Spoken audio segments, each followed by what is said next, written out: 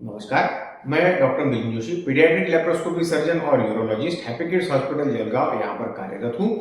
आज हम जानेंगे छोटे बच्चों में पाई जाने वाली एम्पायमा नाम की बीमारी और उससे संबंधित सर्जिकल ट्रीटमेंट के बारे में जानकारी। एम्पायमा नाम की बीमारी क्या है? तो फेफड़े के ऊपर एक नॉर्मल एक परत होती है जिसको प्लूरा कहा जाता है। जब न्यूमोनिया नाम की बीमारी होती है तो उसमें है फेफड़े में जो इन्फेक्शन होता है वो इन्फेक्शन या संक्रमण जो है वो फेफड़े से बाहर आके जब उसकी परत को इन्वॉल्व करता है तो उस परत के ऊपर उसकी थिकनेस बढ़ जाती है या वहां पर मवाद जमा होता है, पस जमा होता है, तो उस बीमारी को एम्पायमा बोलते हैं। अब ये एम्पायमा जब इतना ज्यादा हो जाता है कि वो फेफड़े को फूलने को ही अलाउ नहीं करता या उसके प्रेशर के कारण फेफड़े का पूरी तरह से फूलना संभव नहीं हो पाता, तो ऐसी पेशेंट्स में सर्जिकल इंटरवेंशन की जरूरत पड़ती है। तो ये जो एम्पायमा होता है जिनमें सर्जिकल इंटरवेंशन की जरूरत पड़ती है, उन पेशेंट्स में हम लोग जो सर्जरी करते हैं उसका नाम डिकॉर्टिकेशन ऐसा है। अब मान लीजिए न्यूमोनिया नाम की बीमारी तो काफी कॉमन बीमारी है, कई सारे बच्चों को ये होती भी है, लेकिन सभी बच्चों में ये न्यूमोनिया की बीमारी एम्पायमा नाम की कंडीशन में कन्वर्ट नहीं होती। ये बच्चों में एक अच्छी बात है। अब कई प्रकार के इम्यूनाइजेशन है, वैक्सीन भी अवेलेबल है जो कि अगर समय रहते बच्चों को दिए जाए तो इस बीमारी को इस न्यूमोनिया को फ्रैंक एम्पायमा होने से भी प्रिवेंट किया जाता है। इसलिए ऐसे वैक्सीन की जानकारी भी पीडियाट्रिशियन से पेरेंट्स ले लेनी चाहिए और अगर वो वैक्सीन अवेलेबल है तो अपने बच्चे को लगवा लेनी चाहिए। अब ऐसा मान लीजिए कि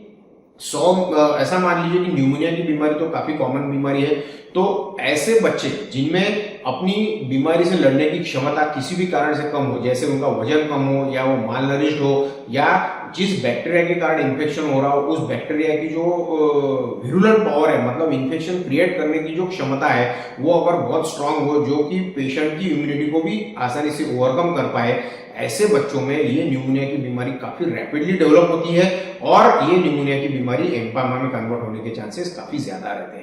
तो ऐसे बच्चे जिनको न्यूमोनिया होता है या न्यूमोनिया का क्लिनिकल सस्पिशन है, ऐसे बच्चों को तुरंत एडमिट करके उनको ट्रीटमेंट जो शुरू की जाती है उसमें जो एंटीबायोटिक की ट्रीटमेंट दी जाती है, वो ट्रीटमेंट को अगर मान लीजिए उस एंटीबायोटिक ट्रीटमेंट को अगर वो बैक्टीरिया रिस्पॉन्ड नहीं करता है या उस बैक्टीरिया की विरुलेंट पावर या बीमारी क्रिएट करने की क्षमता अगर बहुत स्ट्रांग है तो ऐसे बच्चे में ये एम्पायमा में कन्वर्ट हो जाता है। एक बार अगर ये एम्पायमा में कन्वर्ट हो गया तो फिर ऐसे बच्चों को सर्जिकल इंटरवेंशन लगने की संभावना काफी ज्यादा बढ़ जाती है। तो ये एम्पायमा मतलब जो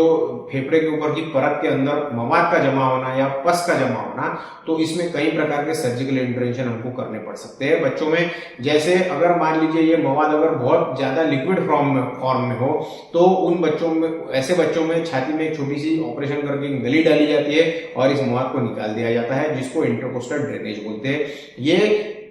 जितने अवेलेबल ऑपरेशन है उनमें सबसे आसान तरीका है और ये बेड साइड मतलब पेशेंट के पेट पे ही किया जाता है, आईसीयू के अंदर। कुछ बच्चों को इस प्रकार के ऑपरेशन से पूरी तरह से राहत हो जाती है, तो ऐसे बच्चों को आगे बड़ा ऑपरेशन करने की जरूरत नहीं पड़ती। लेकिन कई सारे बच्चे ऐसे होते हैं जिनमें ये नली डाल के मवाद को निकाल देना ये प्रोसीजर सिर्फ सफिशिएंट नहीं होती, या जिनमें ये जो एम्पायमा होता है ये पॉकेट्स में बन जाता है, तो एक जगह नली डाल के इसकी पूरी ट्रीटमेंट या मवाद को निकाल देना पॉसिबल नहीं होता। ऐसे बच्चों में हम लोग कई बार थोरैकोस्कोपी मतलब दूरबीन द्वारा छाती के अंदर जो मवाद की परत बनी हुई है उसको हम पूरी तरह से निकाल देते हैं और ये पॉकेट्स को पूरा ड्रेन कर देते हैं और फेफड़े को फिर से फुलाने में मदद करते हैं। इसी प्रोसीजर्स को थोरैकोस्कोपिक डिकॉर्टिकेशन कहा जाता है। इन प्रोसीजर्स में छाती को बड़ा चीरा लगाए बगैर और 3 छोटे छोटे चीरे लगा के, मतलब छोटे छोटे मतलब 5 मिलीमीटर और 10 मिलीमीटर इतने छोटे चीरे लगा के ये पूरे मवाद को क्लियर किया जाता है और फेफड़े को पूरी तरह से फुलाया जाता है।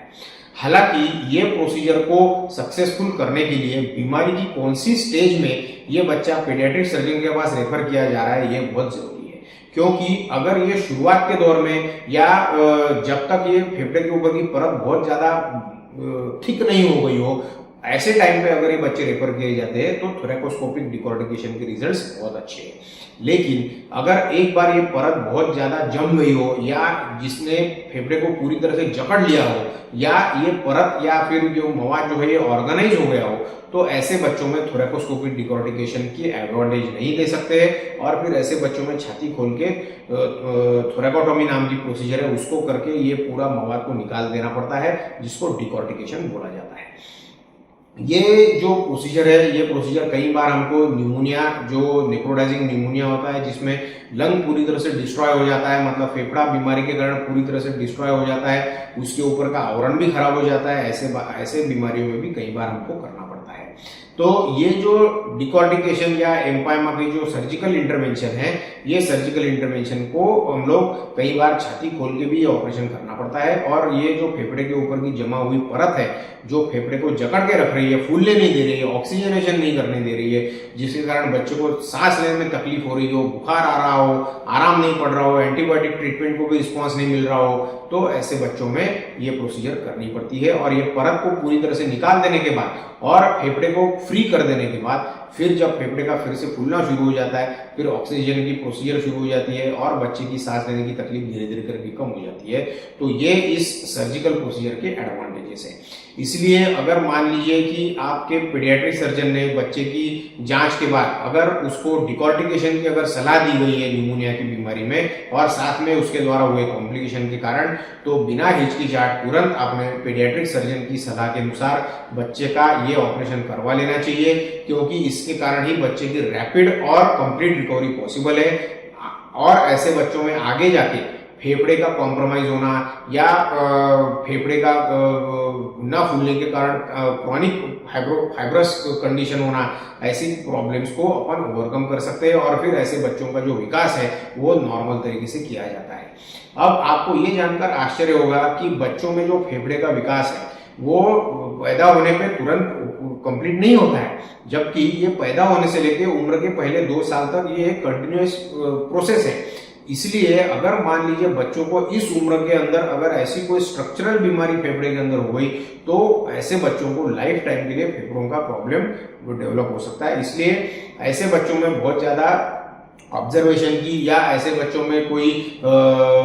विदाउट सर्जिकल ट्रीटमेंट अगर किसी ने आपको सलाह दी है तो ये सलाह जरूरी नहीं है हर बार सही हो। इसलिए बच्चों को सर्जिकल इंटरवेंशन अगर जरूरी है, ऐसा अगर पीडियाट्रिक सर्जन ने बताया है, तो आपने तुरंत उस सलाह को मान के आपके बच्चे को सर्जिकल इंटरवेंशन कर लेना चाहिए, ताकि उस बीमारी से वो बच्चा पर्टिकुलर एज में पूरी तरह से मुक्त हो सके, ताकि उसका भविष्य में या लॉन्ग टर्म में भी कॉम्प्लिकेशन होने का जो चांस है वो काफी कम किया जा सकता है। अब ये जो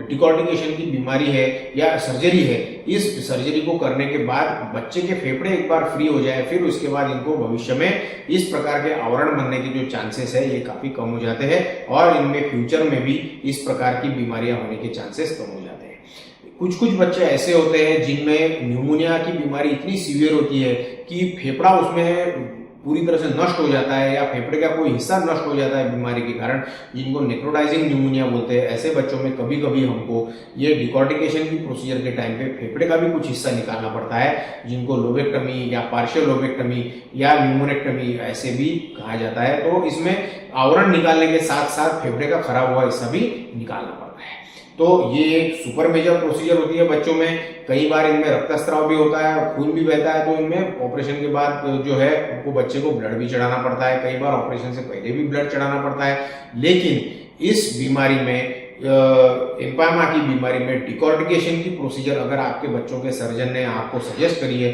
तो आपने बिना किसी हिचकिचाहट ये प्रोसीजर कर लेनी चाहिए, ताकि बच्चे को बीमारी से पूरी तरह से और जल्दी से जल्दी मुक्त किया जा सके और उसको हेल्दी लाइफ दिया जा सके।